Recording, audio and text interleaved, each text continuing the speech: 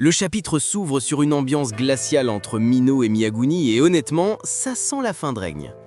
Mino met les pieds dans le plat direct. Pourquoi envoyer Yuka, une gamine malade, se faire démolir par Dabura? La réponse de Miyaguni est d'un cynisme absolu. Les armes conventionnelles de l'armée, c'est des pistolets à eau face au boss final. Du coup, ils osent enfin parler du sujet qui fâche, l'option nucléaire. Sauf que là, c'est la douche froide. Le reste du monde regarde le Japon couler en mangeant du popcorn. Personne ne veut assumer la responsabilité de bombarder l'archipel une nouvelle fois. Et quand le Japon demande de l'aide pour s'équiper, la réponse internationale est claire. Si vous voulez jouer avec le feu, faites-le tout seul. C'est terrible, le pays est isolé, traité comme un pestiféré, laissé à l'abandon face à une menace existentielle. On bascule ensuite sur le drame familial de Malu et Cross, et là, sortez les violons ou les tomates. Malu lâche enfin le morceau. La fameuse pierre Mulu que leur père protégeait comme le Saint Graal, c'est une arnaque, un vulgaire caillou ramassé par terre. Sur leur planète, le vrai Mulu est une ressource divine qui a causé des guerres civiles, mais Malu a menti à son propre frère pendant des années. Pourquoi?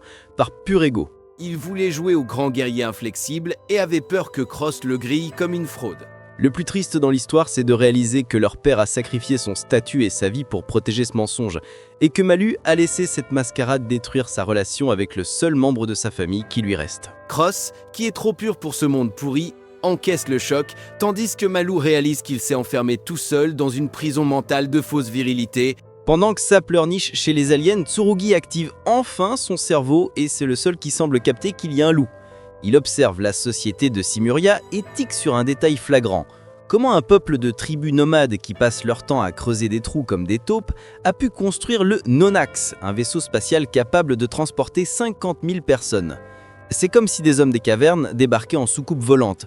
L'équation ne tient pas. Tsurugi, en mode Sherlock Holmes sous stéroïdes, comprend que cette technologie artisanale est impossible. Il déduit qu'il y a eu une intervention extérieure, un élément perturbateur qui a permis ce bond technologique aberrant. La trahison humaine et le sacrifice kamikaze.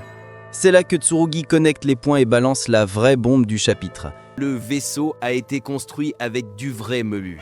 Et c'est forcément un exorciste humain qui a aidé les Simuriens à débarquer sur Terre. Il y a un traître parmi eux, un mec qui a ouvert la porte aux envahisseurs en combinant énergie occulte et technologie alien.